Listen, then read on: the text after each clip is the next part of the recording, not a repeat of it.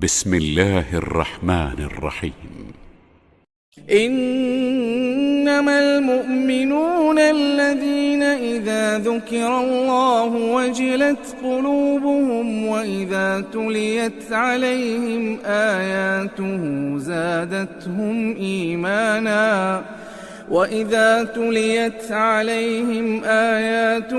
زادتهم إيمانا وعلى ربهم يتوكلون.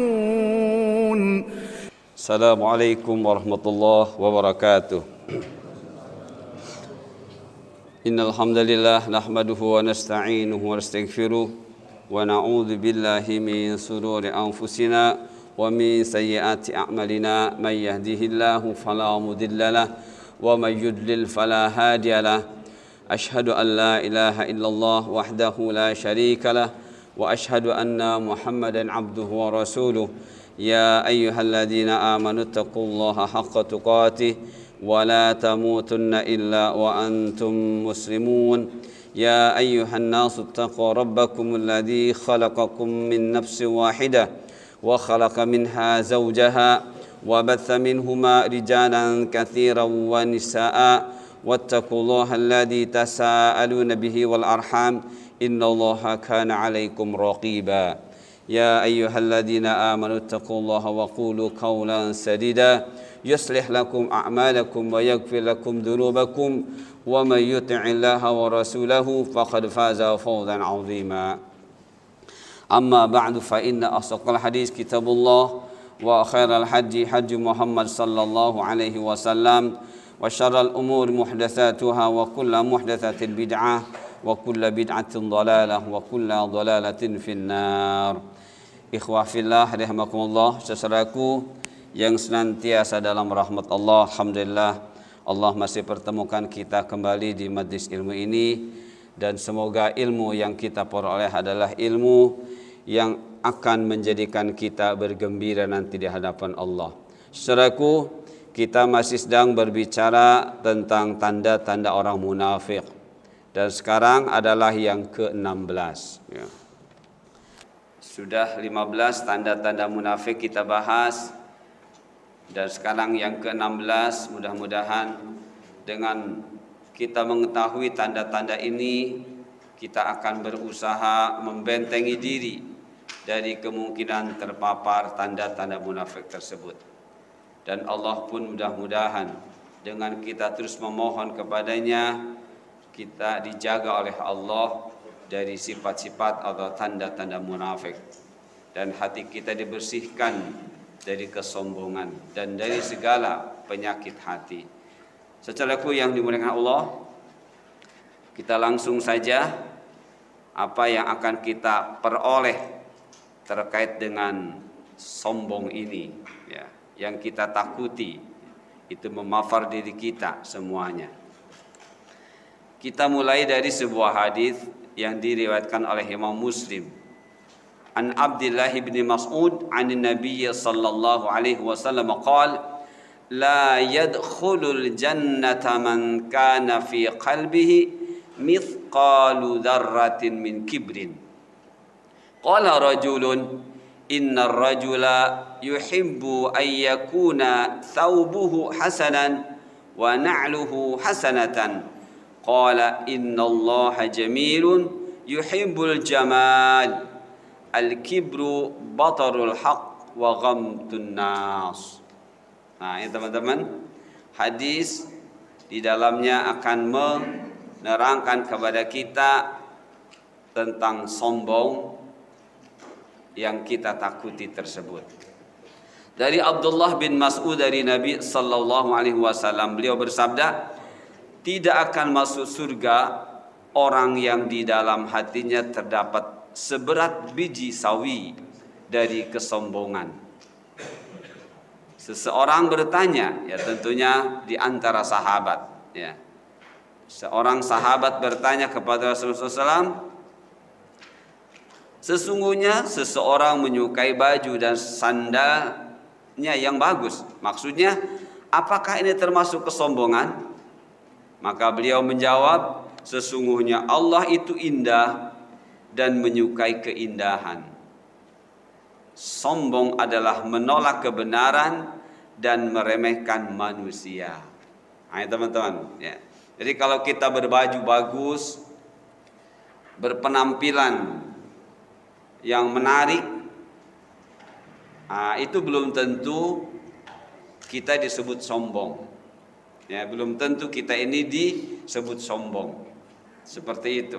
Mengapa?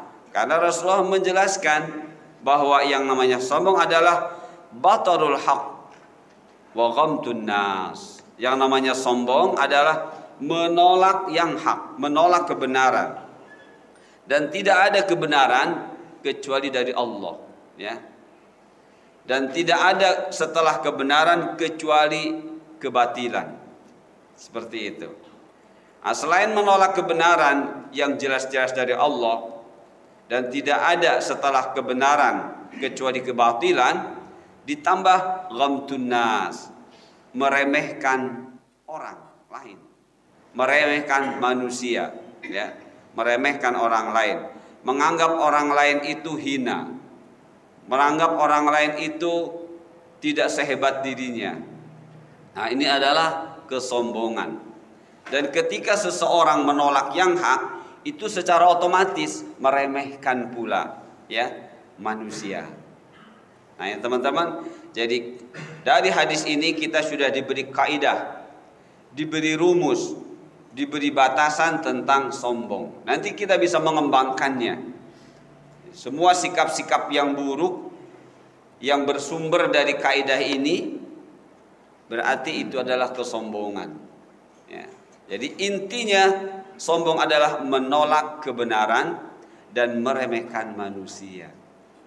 Ya, dan ini kita dapati, ya, dan sangat mudah kita dapati di masyarakat Islam terkhusus. Kalau kafir sudah jelas, ya. Nah, ini di masyarakat Islam kita mendapatinya banyak, ya, terkait dengan kaidah sombong ini. Jadi sombong adalah batrul haq wa ghamtun nas. Nah, baik teman-teman, dari hadis ini ada beberapa faidah, ya. Ada beberapa ilmu, ya. Ada beberapa manfaat, ya. Beberapa pengetahuan yang harus kita amalkan, ya. Yang pertama dari hadis ini, tidak masuk surga bagi yang di dalam hatinya ada seberat biji sawi dari kesombongan. Apa maksudnya? Adalah menolak untuk beriman. Menolak untuk beriman. Sedikit atau banyak penolakan tersebut, keseluruhan atau tidak, itu tetap akan menjadikan seorang itu masuk neraka. Ya. Karena inti dari kehidupan kita ini adalah beriman. Ya. Kata Allah di antara firman-Nya, kalian mau beriman atau tidak beriman, terserah kalian. Begitu kata Allah. Ya. Beriman sebagian atau keseluruhan, kalian tetap akan dijuluk oleh Allah orang-orang yang zalim. Ya. Jadi orang-orang yang beriman sebagian dan mengkufuri sebagian yang hak, Allah juluki mereka orang-orang zalim. Ya. Dan Allah katakan, inna a'tadna lidh-dhalimina nara. Orang-orang yang zalim, yang seperti ini, yang menolak sebagian dan menerima sebagian keimanan, ya, alias sebagian mau beramal, sebagian tidak, kata Allah, itu adalah orang-orang zalim. Inna a'tadna lidh-dhalimina nara. Sesungguhnya kami sudah siapkan bagi orang-orang yang zalim ini, seperti ini, ya, neraka. Seperti itu teman-teman. Jadi yang dimaksud tidak masuk surga bagi yang di dalam hatinya ada seberat biji sawi atau atom dari kesombongan, maksudnya menolak beriman, ya, menolak beriman. Diajarkan oleh kita, teman kita, ini cara ibadah yang benar. Dia katakan, saya sudah lebih dahulu beramal ini dan ini dari guru saya. Padahal kita tahu itu salah. Ini menolak keimanan namanya. Ya, sebagaimana kita sudah ketahui, ketika bicara iman itu bicara ilmu, ya, yang akan menjadi praktek dari keislaman kita, itu iman. Ya. Iman bukan sekedar artinya percaya. Ya. Dari dulu hingga entah sampai kapan, ketika ditanya apa arti iman, percaya. Apa maksudnya percaya? Percaya aja. Nah, akhirnya tidak paham, ya, tidak paham terkait dengan apa yang Rasulullah sampaikan. Tidak masuk surga bagi yang di dalam hatinya ada seberat biji sawi dari kesombongan. Tidak paham. Padahal ini maksudnya penolakan ilmu yang benar, yang jelas menuntut kita untuk mempraktekannya. Ketika tidak mempraktekkan amalan agama dengan benar, itu namanya penolakan terhadap keimanan. Dan itu penyebab dicampakkannya kita ke dalam neraka. Jadi walaupun dia sudah beramal yang banyak, tapi ada yang dia tolak, yang jelas-jelas itu hak, itu tetap akan menyebabkan masuk neraka. Nah, itu teman-teman, yang pertama ya. Yang kedua, faedah dari hadis ini adalah orang yang berpenampilan bagus, ya, indah, yang tujuannya karena bersyukur atas nikmat yang diperolehnya, maka ini diperintahkan, ya, diperintahkan. Maka itu bukan sombong. Ya, jadi kalau teman-teman selalu berbaju bagus, ya, dan tujuannya adalah memperlihatkan kepada Allah, ini nikmat Engkau ya Allah yang Engkau berikan kepada hamba. Hamba ingin Engkau melihat, Engkau menyaksikan nikmat-nikmat Engkau yang ada pada diri hamba. Itu adalah bersyukur, ya, itu adalah bersyukur dan bukan kesombongan. Jadi jangan takut kita berpenampilan bagus, jangan takut kita berpenampilan rapi, jangan. Dengan catatan kita bertujuan mensyukuri nikmat Allah. Innahu jamil wa yuhibbul jamal. Allah itu maha indah dan mencintai keindahan. Seperti itu teman-teman ya. Jadi jangan sampai ada persepsi yang keliru bahwa kita ini harus zuhud. Orang Islam ini harus zuhud. Apa itu zuhud? Kata mereka, berpenampilan terkadang dekil of the kumel, ya, berpenampilan terkadang bajunya sudah seharusnya itu diafkir, masih saja dipakai dengan alasan zuhud katanya. Seperti itu adalah keliru, ya. Islam tidak mengajarkan berpenampilan dekil of the kumel, enggak, ya. Islam mengajarkan berpenampilan menarik, ya, menarik, seperti itu. Nah, itu teman-teman ya. Jadi selama kita ini berpenampilan tujuannya jelas untuk dilihat oleh Allah, karena itu adalah nikmat dari Allah, justru yang seperti ini diperintahkan, ya. Fadhkuruni adhkurukum washkuruli wala takfurun, ya. Selalu ingatlah kalian kepadaku, maka aku akan selalu ingat kepadamu. Washkuruli, dan gunakan nikmat-nikmat duniawiyah dengan ilmu yang benar, yaitu bersyukur kepadaku, ya, seperti itu. Wala takfurun, dan jangan kufur, alias jangan sampai tidak menggunakan nikmat secara proporsional dan profesional. Harus tepat seperti apa yang Allah inginkan. Nah, ini yang pertama. Yang kedua, yang ketiga teman-teman, jika seseorang berpenampilan bagus tapi karena ingin dilihat oleh orang lain, maka ini adalah riya. Dan tidaklah riya itu ada di diri kecuali di diri orang munafik. Ya, jadi ria tidak ada di diri siapapun kecuali di orang munafik. Ya, sedangkan sebagaimana yang sudah kita ketahui, ria adalah perbuatan tercela yang akan menghapuskan amal yang saat itu dikerjakan. Ya. Jadi andai seorang ini berpenampilan dengan harga yang jutaan, jutaan, harga bajunya sampai 100 juta, tapi tujuannya ria, hangus pahalanya. 100 juta itu nggak ada manfaatnya, bahkan mencelakai dirinya. Ya, bahkan mencelakai dirinya. Ini teman-teman yang dimuliakan Allah. 4, sombong adalah menolak kebenaran dan meremehkan orang lain. Ya, jadi hati-hati, jangan sampai kita memiliki hasad. Ya, memiliki hasad. Hasad adalah penyakit hati yang tidak suka kalau temannya itu, kalau orang lain itu diberi nikmat oleh Allah. Ya, tidak suka. Bahkan ditambah lagi dengan hikdu.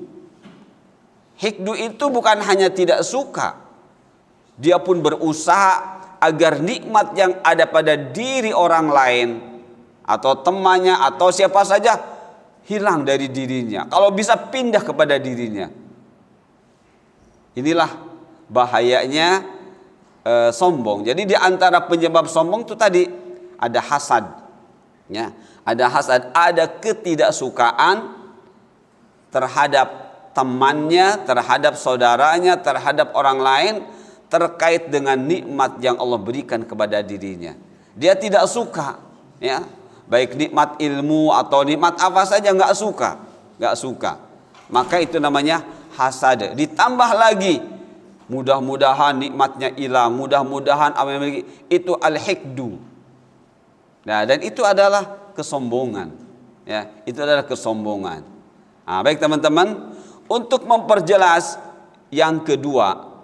Ini yang kedua, orang berpenampilan bagus yang tujuannya karena bersyukur atas nikmat yang diperoleh, maka ini diperintahkan dan itu tidak sombong.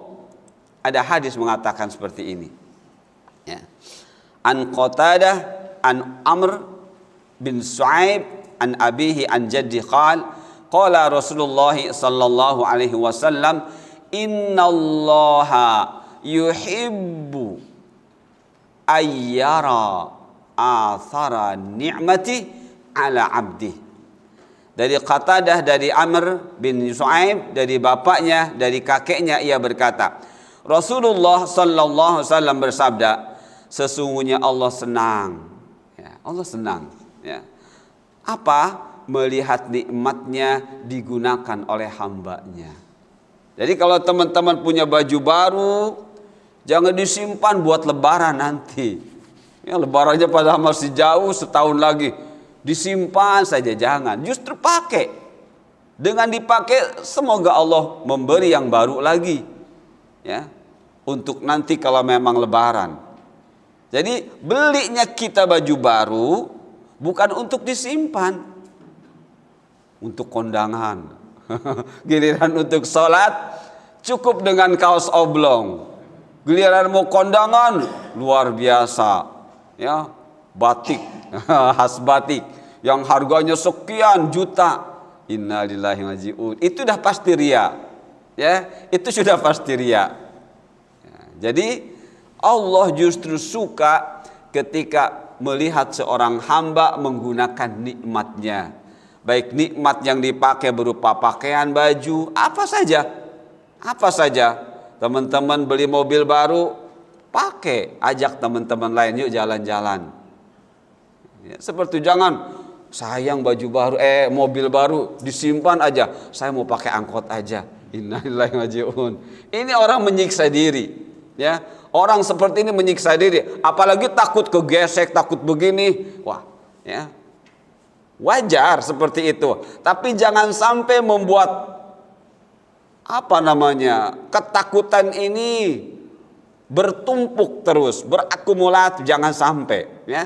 Kembalikan kepada Allah, ya. Ingat hadis ini bahwa apa yang kita tampilkan dari nikmat-nikmat Allah, justru kita ini saat itu dan seterusnya termasuk hamba yang dicintai oleh Allah, ya. Termasuk hamba yang dicintai oleh Allah. Jadi sesungguhnya Allah senang melihat nikmatnya digunakan oleh hambanya. Apa saja, baik nikmat ilmu, ya, atau nikmat duniawiyah, semuanya adalah nikmat Allah. Dan kita sudah tahu bahwa nikmat itu artinya adalah ma yuqsadu bihi al-ihsan, ya. Nikmat adalah segala sesuatu yang Allah berikan kepada hambanya dan tujuannya agar hamba tersebut ihsan, ya, menjadi orang yang berbuat baik, ya, yang bisa menjalin hubungan dirinya kepada Allah dan kepada makhluk Allah. Seperti itu teman-teman, ya. Baik. Nah, sedangkan al-kibru, sedangkan sombong adalah batarul haq wa ghamtun nas, ya. Sedangkan sombong adalah menolak kebenaran dan meremehkan orang lain, ya. Seperti itu. Sombong adalah menolak kebenaran dan meremehkan orang lain. Nanti saya bawakan ayat walaupun tidak banyak, ya, yang di dalam ayat tersebut diterangkan penyebab timbulnya kesombongan, ya, di dalam diri manusia, sekaligus dampaknya, ya, atau efek negatif dari kesombongan tersebut. Baik teman-teman yang dimuliakan Allah, ini lihat ayat 5 dari surah Al-Munafiqun. Allah berfirman, wa idza qila lahum ta'alu yastaghfir lakum rasulullah lawaw ru'usahum wa ra'aitahum yasuddun wa hum mustakbirun. Dan apabila dikatakan kepada mereka, alias diperintahkan, diajak, ya, diajak, marilah beriman. Ta'alau, maksudnya marilah beriman, ya. Kalau engkau beriman, yastaghfir lakum Rasulullah, ya, Rasul akan memohonkan untuk kalian ampunan dosa kalian. Seperti itu. Apa sikap orang-orang munafik? Lawaw ru'usahum, mereka malah membuang muka. Lawaw ru'usahum, ya.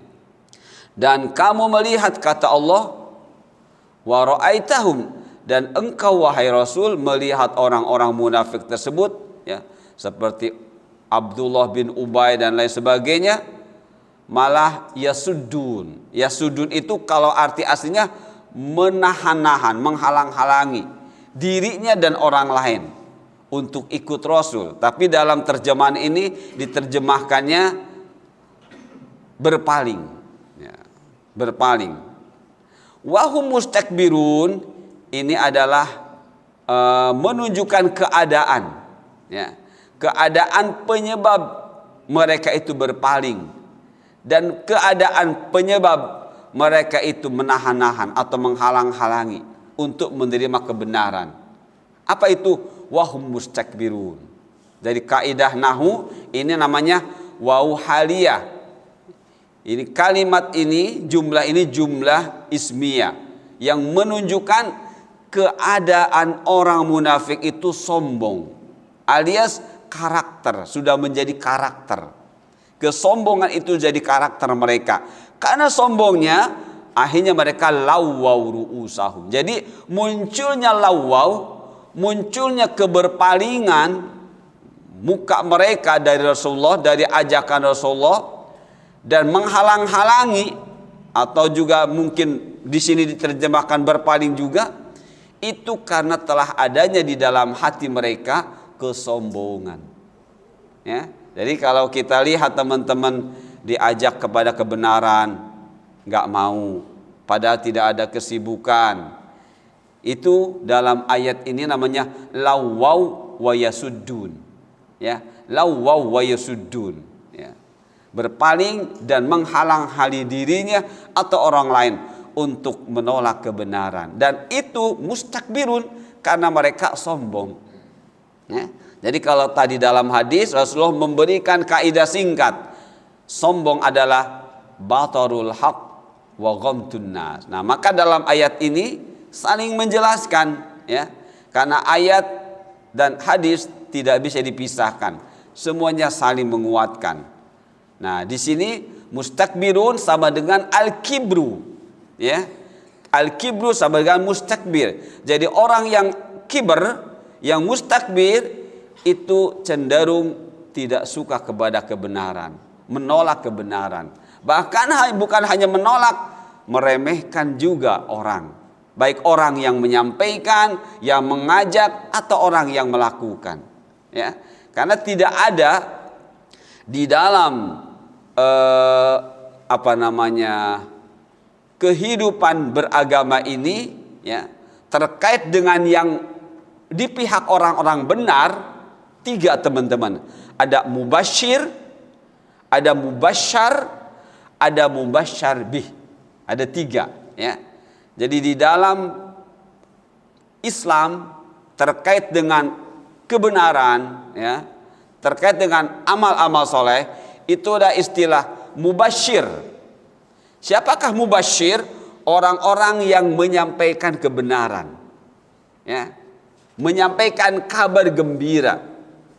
Jadi ketika berkaitan dengan hal-hal yang positif dari agama kita, baik berupa amalnya atau konsekuensi dari amal, pahala dari amal, itu disebut dengan mubasyir.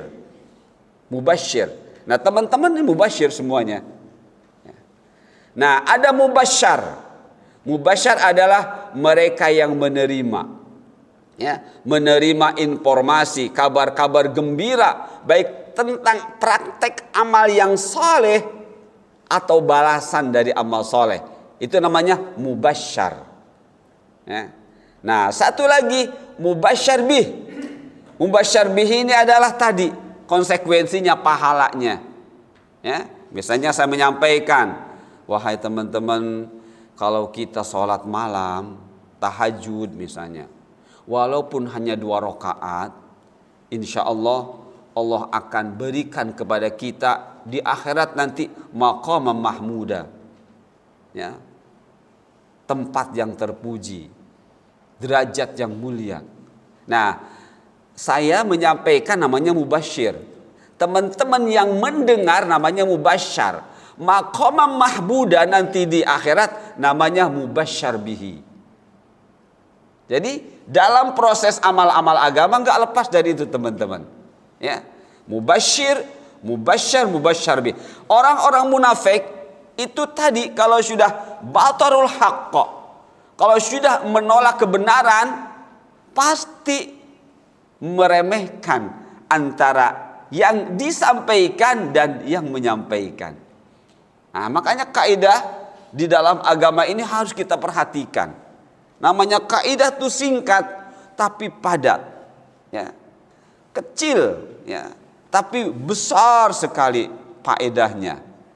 Nah, jadi teman-teman, dan apabila dikatakan kepada mereka, mari, alias mari beriman, mari tambah ilmu, mari beramal, ya, mari meraih apa yang Allah perintahkan, orang-orang munafik menolak, lawwaw ru'usaum, dengan gerakan-gerakan badannya, ya, atau dengan gerakan matanya, apa saja yang menunjukkan penolakan, ya,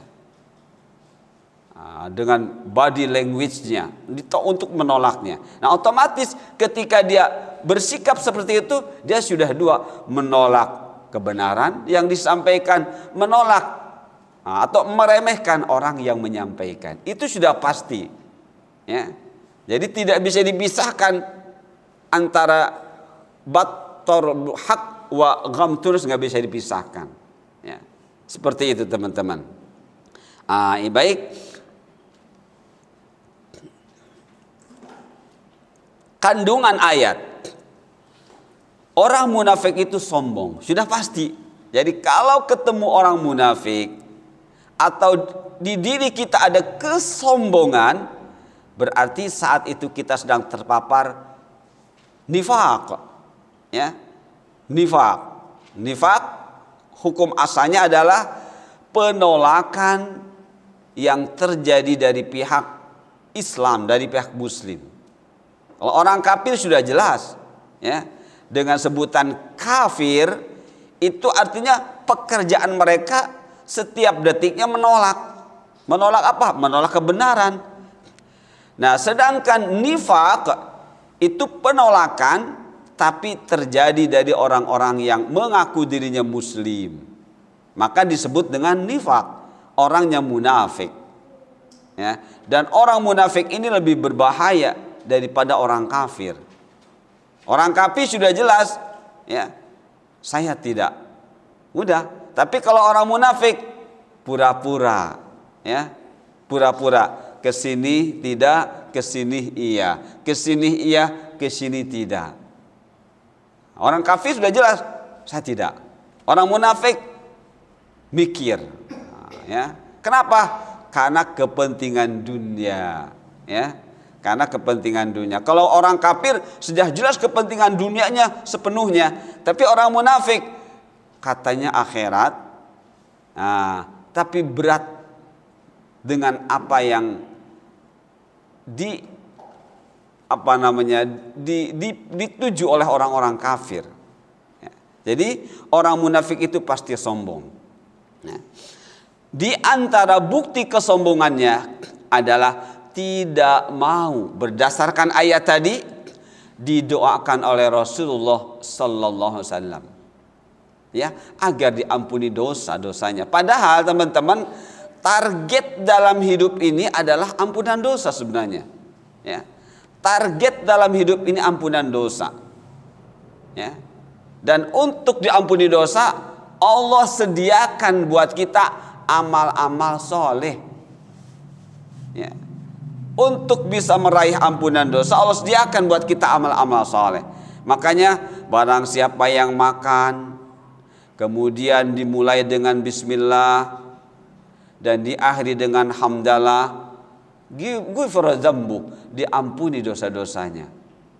Minum, ikuti dari apa yang dicontohkan Rasulullah, ampunan dosa. Berwudu dengan benar, ampunan dosa. Sholat dengan benar, ampunan dosa. Zakat dengan benar, ampunan dosa. Ya, amal-amal kecil yang kita lakukan semuanya tamhuha, akan menghapus kesalahan-kesalahan atau dosa-dosa kita. Jadi amal soleh, amal soleh itu sebenarnya Allah sudah sediakan buat kita sebagai fasilitas ampunan dosa. Maka orang yang merindukan ampunan dosa, pasti dia merindukan yang disebut amal soleh. Tapi orang yang tidak tahu hakikat hidup ini dalam beragama ini, ya sudah, mereka pun gak paham apa itu amal soleh, ya. Dan mereka tidak akan tertarik dengan yang namanya amal soleh. Kenapa? Karena tadi tidak tahu tujuan hidup ini, ya. Ayo teman-teman, ya.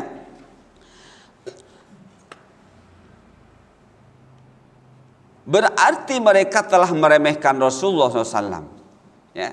Jadi dengan diajak oleh Rasulullah, baik ajakannya langsung atau melalui para sahabat lain untuk didoakan oleh Rasulullah, mereka menolak, berarti mereka sudah meremehkan Rasulullah SAW. Padahal beliau adalah hamba Allah pilihan.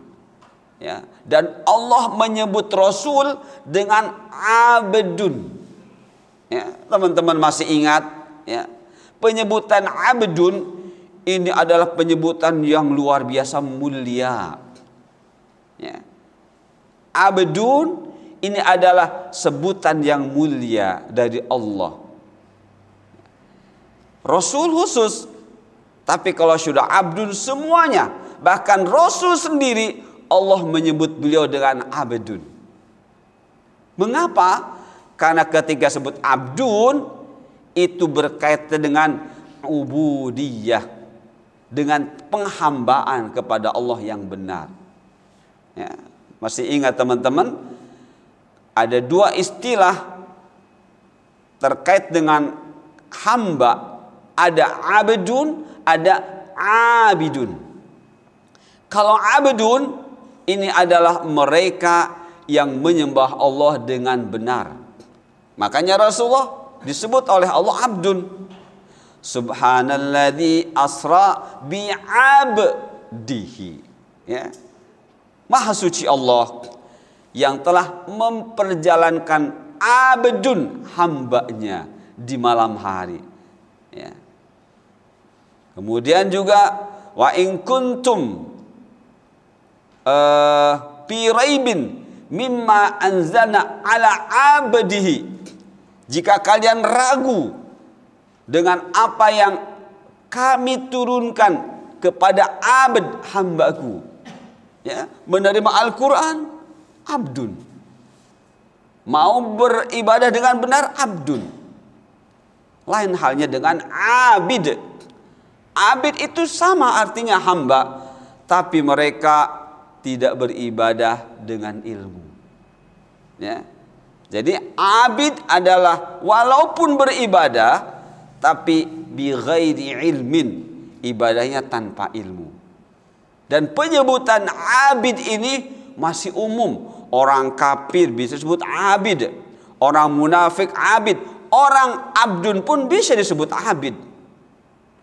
Ya, tapi tadi mengapa? Karena abid masih umum, alias calon hamba. Maka tidak mengapa seorang muslim yang sudah ibadahnya pun benar terkadang disebut abid, tidak mengapa, karena itu sebutan umum. Tapi kalau sudah abdun, khusus mereka yang sudah benar ibadahnya, ya, sudah benar ibadahnya. Maka mari teman-teman, istilah-istilah dalam ayat Al-Quran ini harus benar-benar kita pahami, ya. Kita pahami supaya apa? Supaya kita bernilai, ya. Semua aktivitas kita sekecil apapun bernilai menurut Allah, ya. Jadi kata-kata abdun ini adalah dari Allah. Dan kita harus gembira ketika disebut abdun. Kenapa? Tadi abdun adalah hamba Allah yang beribadah kepada Allah bil ilmi, dengan benar, ya, dengan benar. Seperti itu. Kemudian orang-orang munafik tidak mau melaksanakan apa yang dibawa oleh Rasulullah sallallahu alaihi wasallam. Ya. Tadi Rasulnya diremehkan, sekarang yang dibawa oleh Rasulullah, ajaran dari Allah, ya, yang Allah simpan itu dalam Al-Quran dan hadis. Nah, orang-orang munafik menolak, ya, orang-orang munafik menolak seperti itu. Kemudian orang munafik tidak memahami hakikat dosa dan juga tidak memahami hakikat beramal dalam beragama. Itu teman-teman, ya. Di dalam ayat ada istilah Rabbani, ya, ada istilah Rabbani. Para mufassir menjelaskan yang mereka peroleh dari para sahabat atau tabi'in, ya, ketika memahamkan kepada kita tentang Rabbani, minimalnya ada 3 kata sebagai kata kunci Rabbani, ya. Rabbani itu berasal dari kata robba, yurabbi artinya pendidikan, ya. Di dunia pendidikan tidak selalu itu mendidik, ya.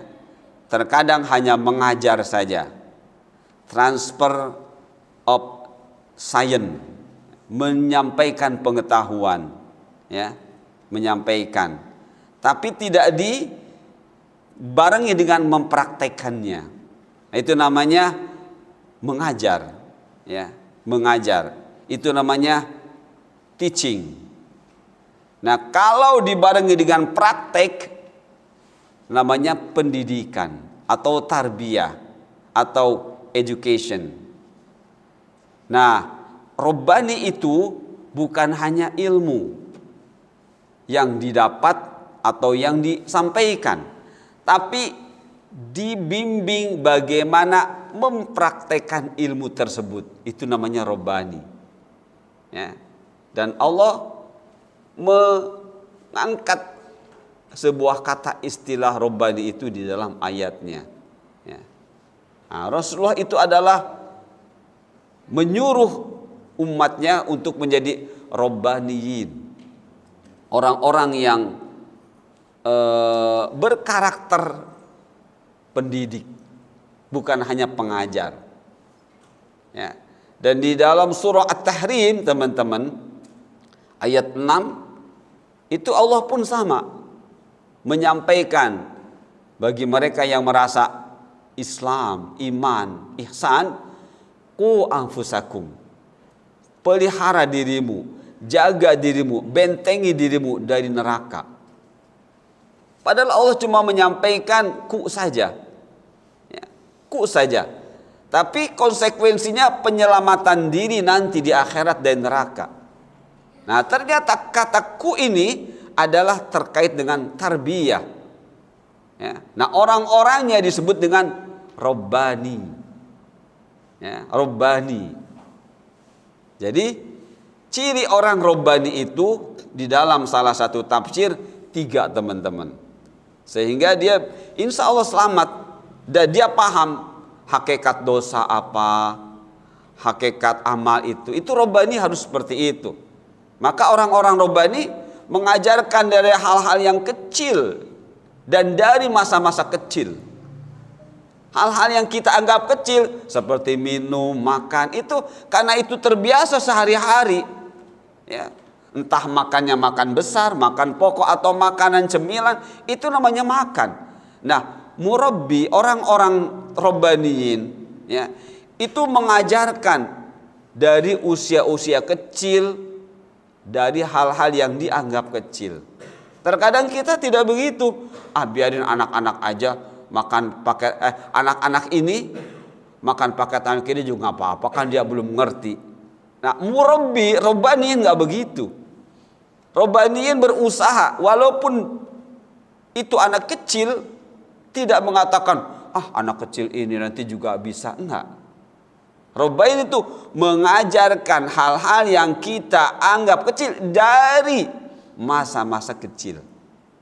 Nah, makanya Allah ingatkan dan para mufassir menyampaikan, jika ingin menjadi murabbi yang paham hakikat beramal agama, yang paham hakikat dosa, yang paham hakikat fasilitas pengampunan dosa, itu ada 3, teman-teman.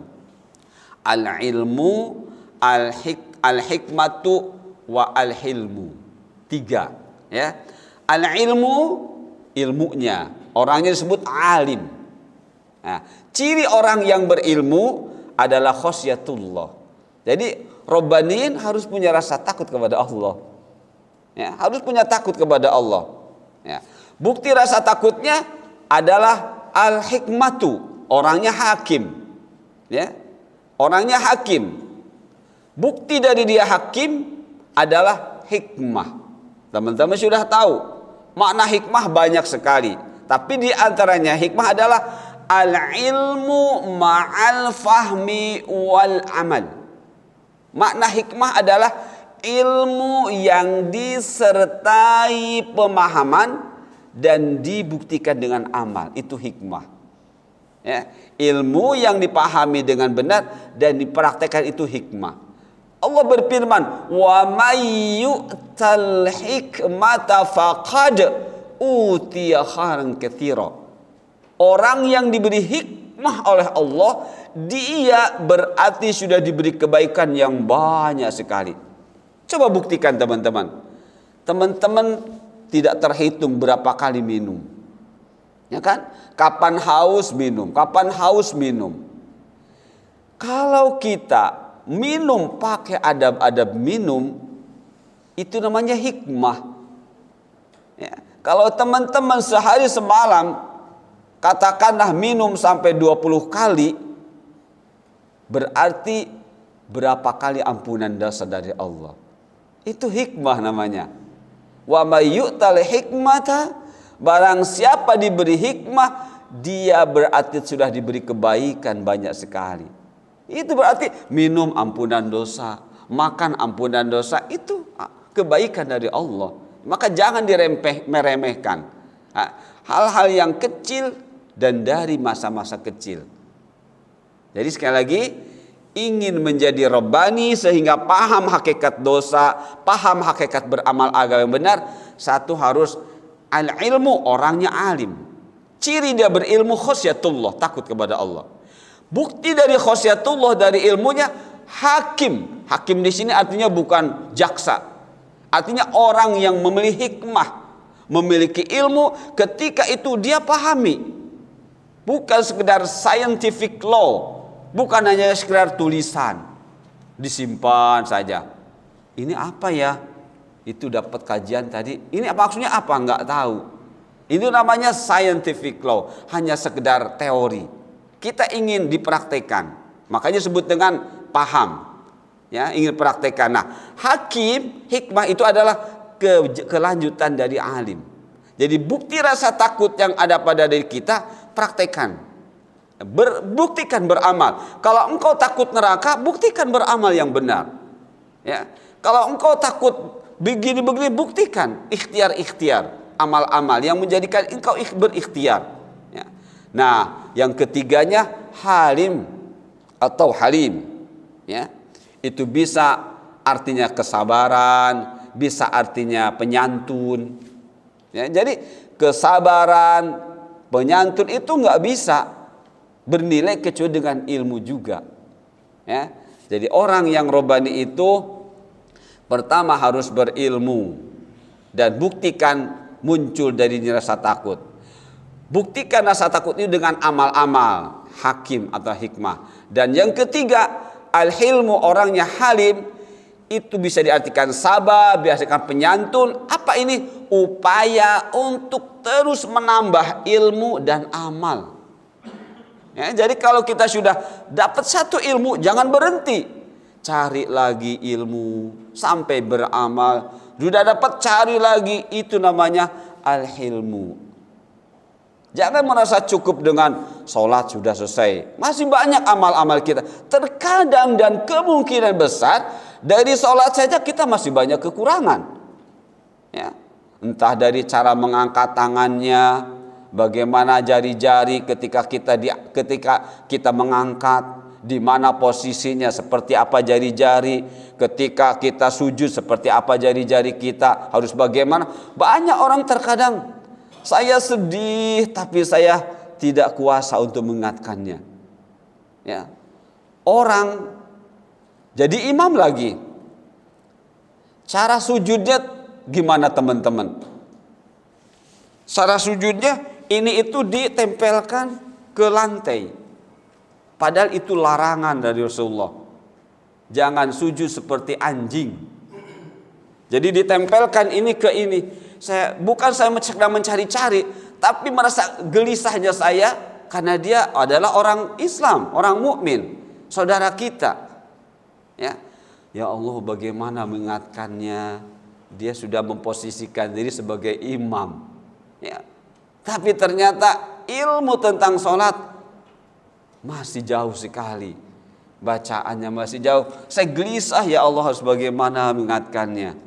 Jadi tangannya ini didamparkan, ditempelkan ke lantai. Seharusnya farfa mirfaqaik, angkat.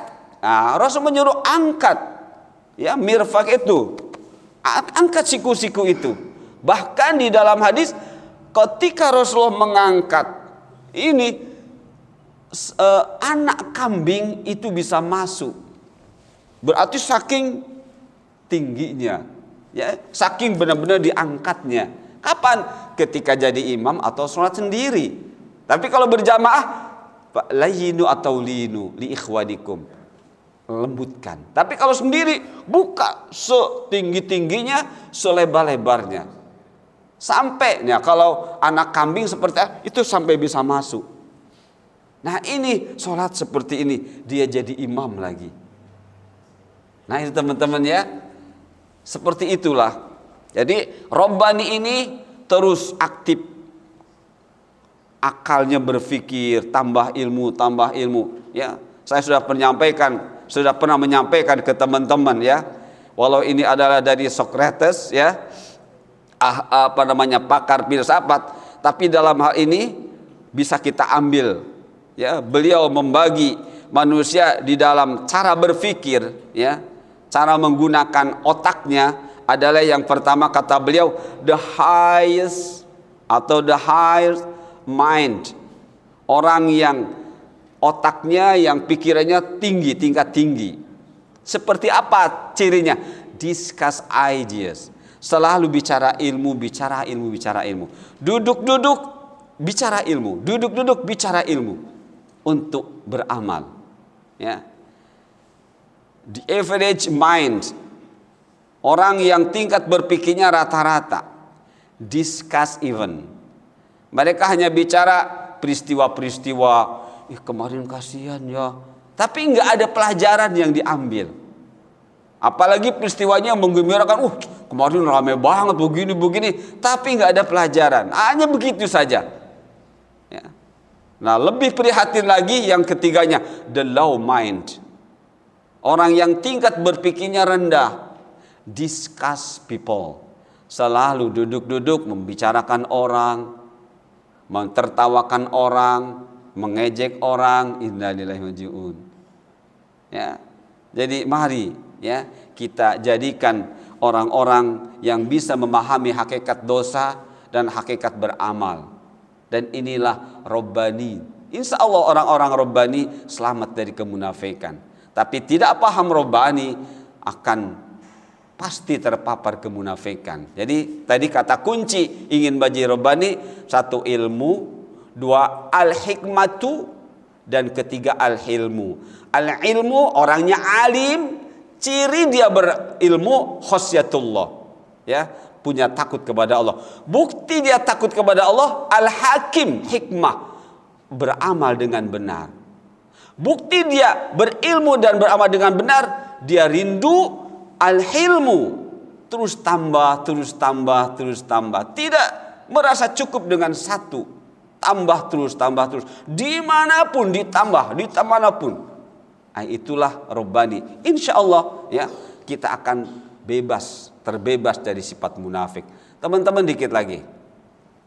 Sa'asrifu an ayati alladhina yatakabbaruna fil ardi bighairil haqq wa in yaraw kulla ayatin la yu'minu biha wa in yaraw sabila ar-rusdi la yattakhidhuhu sabila wa in yaraw sabila al-ghayyi yattakhidhuhu sabila dzalika bi annahum kadzdzabu bi ayatina wa kanu anha ghafilin. Kata Allah, aku akan memalingkan orang-orang yang menyombongkan diri di muka bumi tanpa alasan yang benar dari tanda-tanda kekuasaanku. Mereka jika melihat setiap ayatku, mereka tidak beriman kepadanya. Dan jika mereka melihat jalan yang membawa kepada petunjuk, mereka tidak mau menempuhnya. Tetapi jika mereka melihat jalan kesesatan, mereka malah menempuhnya. Yang demikian itu adalah karena mendustakan ayat-ayat kami, dan mereka selalu lalai darinya. Langsung saja teman-teman, kandungan ayat. Orang yang sombong adalah diancam oleh Allah, hatinya akan tidak mampu memahami kebenaran.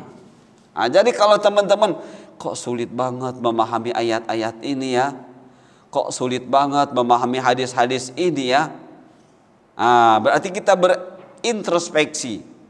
Ya, jangan-jangan ada kesombongan di hati saya. Maka berdoa kepada Allah, ya Allah, bersihkan hati hamba dari segala penyakit hati yang akan menghalangi kebaikan-kebaikan yang akan Engkau berikan pada hamba. Bersihkan ya Allah sebersih-bersihnya. Karuniakan pada hamba-Mu ini qalbun salim, qalbun munib, hati yang salim, hati yang tidak ada di dalamnya keinginan bermaksiat kepada Engkau sekecil apapun ya Allah. Mudah-mudahan dengan seperti itu Allah akan bersihkan hati kita ya. Dan Allah bersihkan terutama dari sifat sombong ini ya. Jadi orang yang sombong adalah diancam oleh Allah, hatinya akan tidak mampu memahami kebenaran ya. Jadi kalau kita lihat orang-orang Islam yang sulit sekali diingatkan ya, kepada amal yang benar, berarti inilah teman-teman ya. Inilah. Jadi di dalam diri mereka ada kesombongan, sehingga mereka tidak paham kebenaran ya, yang hakiki ya, seperti itu. 2, bukti seorang itu sombong adalah mereka tidak beriman, alias tidak beramal dengan benar. Ya, walaupun dia sudah digelari ustadz, digelari kiai haji, dia pun titelnya berentet, tapi kalau kita lihat kok amal-amalnya tidak benar ya. Dia masih mentolerir subhat, bahkan dia masih menyampaikan yang subhat-subhat. Maka berarti ada kesombongan di dalam dirinya. Tadi dalam hadis mithqala dzarratin, walau setitik ya, itu akan mempengaruhi amal-amal yang besar, yang banyak ya, yang soleh. Walaupun telah datang kebenaran kepada mereka. Jadi bukti seseorang itu sombong adalah mereka tidak beriman, alias tidak beramal dengan benar ya. Walaupun telah datang kebenaran kepada mereka, disampaikannya kebenaran bertubi-tubi, tapi tetap saja gak mau nerima. Itu berarti kesombongan teman-teman ya. 3, bukti seseorang itu sombong adalah begitu mudahnya mereka mengikuti kebatilan ya. Jadi orang yang sombong ini cenderung ikut-ikutan ya. Sepertinya dia enggak sombong, ketemu tersenyum hanya, tapi ketika beramal makhdoh dia tidak mau. Jadi teman-teman bisa melihat kesombongan itu dari ibadah makhdoh ya, dari ibadah makhdoh yang kaitannya dengan akhirat. Jadi melihat kesombongan itu dari ibadah makhdoh. Masalah dunia itu ghair makhdoh ya. Ghair makhdoh itu seharusnya menjadikan fasilitas ibadah makhdoh. Nah, jadi kalaupun dalam dunianya dia sepertinya bagus, tapi ketika bicara akhirat, bicara ibadah makhdoh, dia enggak perhatian, bahkan diingat pun dia menolak, itu kesombongan tetap namanya teman-teman ya. Kita datang ke rumahnya, dia menjamu makan ya. Tapi ketika sholat, nanti aja itu kesombongan teman-teman. Walaupun tadi kita melihat dia menjamu kita makan, berarti menjamunya dia makan kita, dia tidak paham tujuannya. Nah, maka itu kesombongan ya. Jadi kesombongan itu bukan berarti secara fisik dia memperlihatkan saya, enggak, tidak selalu seperti itu. Intinya tidak mau beriman alias tidak mau beramal secara benar, itu hakikatnya kesombongan, dan itu pasti kemunafikan ya. Nah, penyebab seorang itu terpapar penyakit nifak pada hatinya adalah ghafil. Jadi ayat tadi Allah menutup dengan kata-kata wa kanu anha ghafilin ya. Ghafil kalau dalam bahasa Arabnya alladzina la yastanfi'una mimma yanfa ya. Orang-orang yang tidak bisa atau tidak pandai mengambil manfaat dari setiap yang ada manfaatnya. Ya. Wa ma khalaqta hadza batila. Kata para hamba-hamba muttaqin, mereka mengatakan, tidaklah yang engkau ciptakan wahai Allah sia-sia. Tidak ada yang sia-sia. Ya, tidak ada yang sia-sia. Wa ma khalaqta hadza batila. Tidak ada yang engkau ciptakan sia-sia. Semuanya ada manfaatnya. Nah, teman-teman ya. Jadi inilah kandungan ayat dari surah Al-A'raf ayat 146, dan ini pula mungkin akhir dari bahasan kita. Ya. Ini akhir dari bahasan kita. Untuk 17, 18-nya mungkin kita pending dulu. Saya tutup dulu dengan subhanakallahumma wa bihamdika asyhadu an la ilaha illa anta astaghfiruka wa atubu ilaik. Wassalamualaikum warahmatullahi wabarakatuh.